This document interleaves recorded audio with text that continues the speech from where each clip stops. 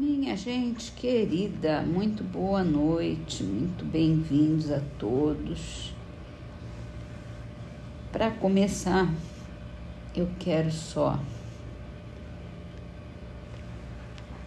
dar notícia que amanhã estarei viajando, devo ficar uns dias sem poder fazer a nossa gravação. Mas eu deixo aqui já os meus votos de Natal, de um Feliz Natal para todos. E assim que puder, eu retorno. Vou dando notícias. Então vamos começar. O livro é Espiritualidade e Vida, de Haroldo Dutra Dias.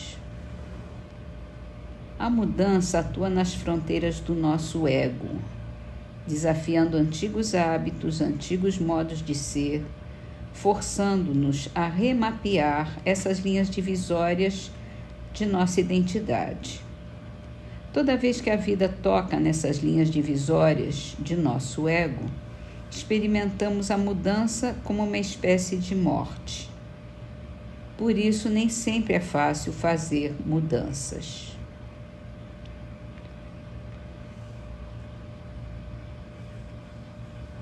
E é verdade, tem gente que tem mais dificuldade, tem gente que tem mais facilidade, tem momentos mais fáceis também, tem momentos mais difíceis.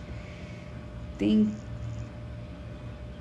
algumas coisinhas também que são bem mais difíceis de mudar do que outras, aquelas mais arraigadas, mais concretizadas, mais cristalizadas no nosso ego, essas são difíceis. E é com essas que a gente tem que trabalhar, porque muita dessa cristalização, dessa dificuldade tem a ver com o nosso egoísmo, tem a ver com as nossas imperfeições. E é onde está o ponto-chave para a gente melhorar. Então vamos meditar, procurando saber qual é o nosso pontinho fraco, o nosso ponto mais difícil, para a gente começar a desbastar como se fosse um cristal mesmo, aquele diamante que a gente vai lapidando aqui, lapidando ali, para chegar a se tornar uma linda pedra lapidada com toda a perfeição possível. Vamos para o Livro dos Espíritos. E a gente aqui vai terminar hoje essa história do sonâmbulo, do sonambulismo, que é o resumo teórico do sonambulismo. O sonâmbulo vê ao mesmo tempo seu próprio espírito e o seu corpo, o que constitui, pode-se dizer, dois seres que representam para ele a dupla existência corpórea e espiritual, existências que, entretanto, se confundem mediante os laços que as unem. Nem sempre o sonâmbulo se apercebe de tal situação e essa dualidade faz que muitas vezes fale de si como se falasse de outra pessoa. É que ora é o ser corpóreo que fala ao ser espiritual, ora este que fala àquele, o espiritual que fala ao corpóreo.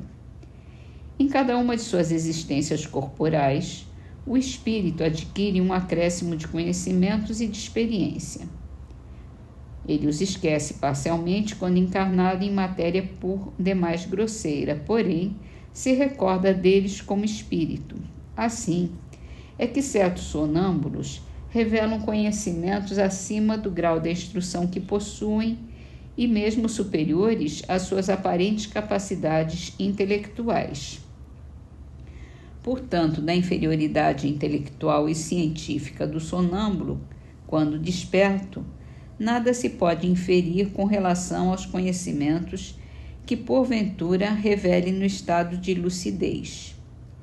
Conforme as circunstâncias e o fim que se tem em vista, ele pode auri-los de sua própria existência, da sua clarividência relativa às coisas presentes ou dos conselhos que receba de outros espíritos.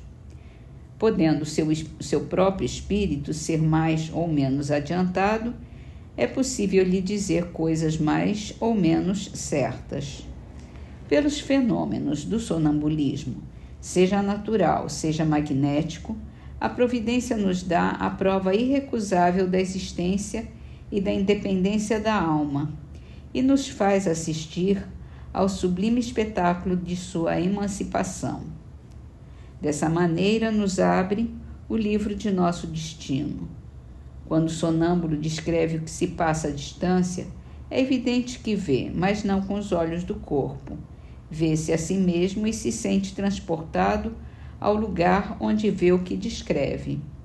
Lá se acha, pois, alguma coisa dele, e não podendo essa alguma coisa ser o seu corpo, necessariamente a sua alma ou espírito. Enquanto o homem se perde nas sutilezas de uma metafísica abstrata e ininteligível, em busca das causas da nossa existência moral, Deus cotidianamente nos põe sob os olhos e ao alcance das mãos os mais simples e patentes meios de estudarmos a psicologia experimental.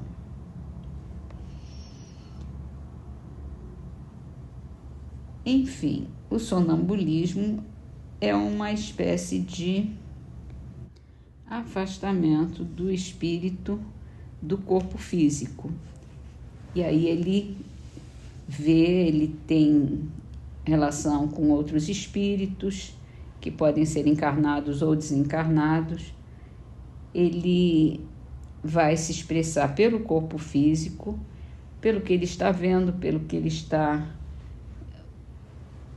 se relacionando, mas o espírito está distante do corpo. É o tal sonambulismo que pode ser magnético quando é provocado ou natural quando é espontâneo. E assim é. E assim nós terminamos esse capítulo da emancipação da alma e vamos começar um novo capítulo da próxima vez.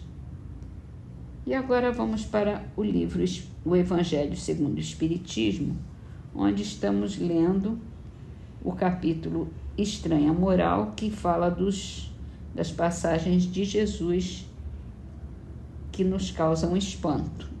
E essa tem o título de Não Vim Trazer a Paz, mas a Divisão. Então, nós temos aqui referente a passagem de Mateus, capítulo 10, versículo 34 a 36, que diz assim: Não pense que eu tenha vindo trazer paz à terra. Não vim trazer a paz, mas a espada. Pois vim separar de seu pai o filho, de sua mãe a filha, de sua sogra a nora, e o homem terá por inimigos os de sua própria casa. E a passagem de Lucas, capítulo 12, versículos 49 a 53. Vim para lançar fogo à terra, e que é o que desejo, senão que ele se acenda. Tenho de ser batizado com um batismo, e quanto me sinto desejoso de que ele se cumpra. Julga que eu tenha vindo trazer a paz à terra?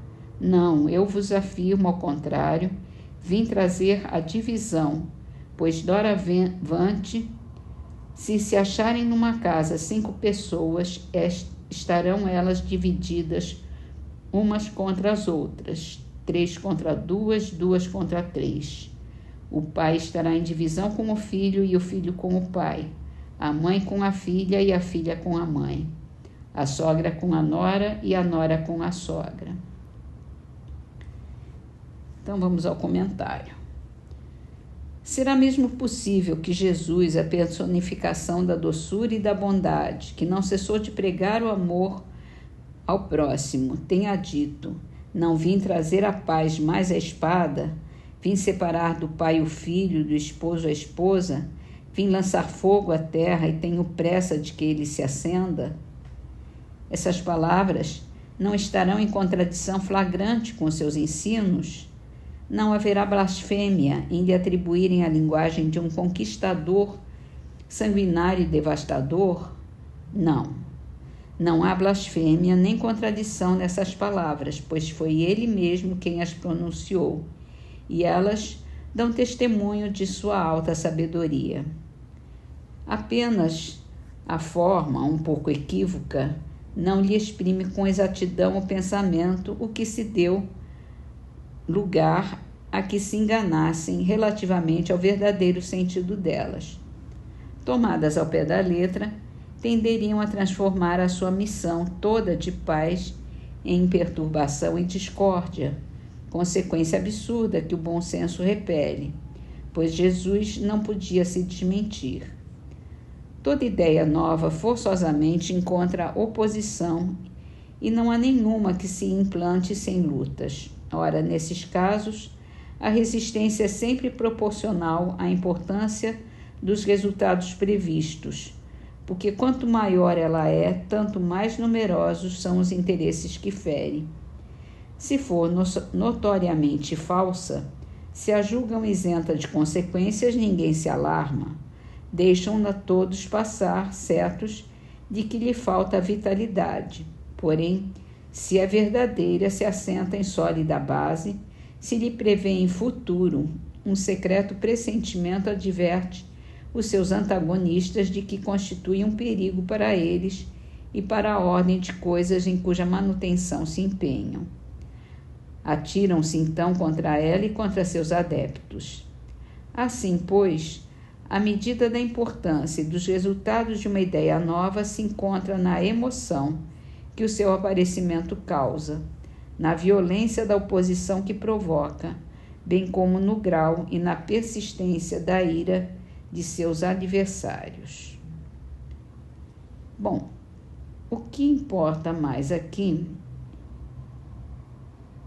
é que Jesus fala de uma situação real, onde a ideia